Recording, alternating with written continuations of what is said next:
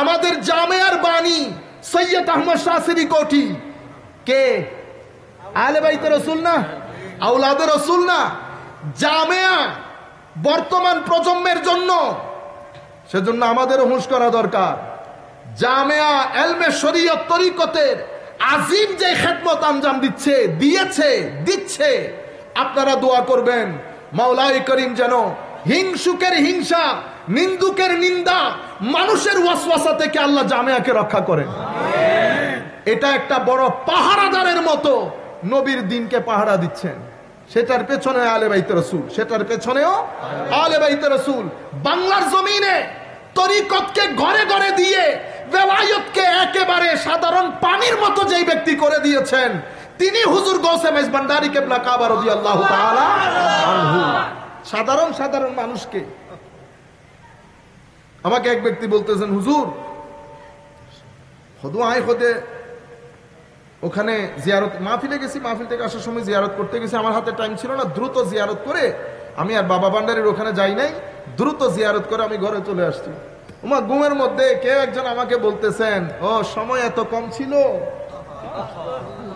সময় এত কম ছিল। আমি আপনাদেরকে বলতেছি, ভেলায়তকে, কারামাতকে একেবারে সাধারণ করে সাধারণ মানুষের ঘরে ঘরে পৌঁছিয়ে দিয়ে বাংলার জমিনের প্রত্যেক গ্রামের মধ্যে একজন আল্লাহর ওলি দাঁড় করিয়ে বেলায়েতের যেই মহা দোকান চমকিয়েছেন হুজুর গৌসে মেজবান্ডারি কেবলা কাবা, সেটাও আহলে বাইতে রাসূল, সেটাও আহলে বাইতে রাসূল। সম্মানিত উপস্থিতি, এটা আমার নবীর হুমা রাইহানাতাই মিনাদ দুনিয়া, হাসান এবং হুসাইন, এটা দুনিয়াতে আমার আওলাদের ঝর্ণা দ্বারা, আমার আওলাদের ঝর্ণা দ্বারা।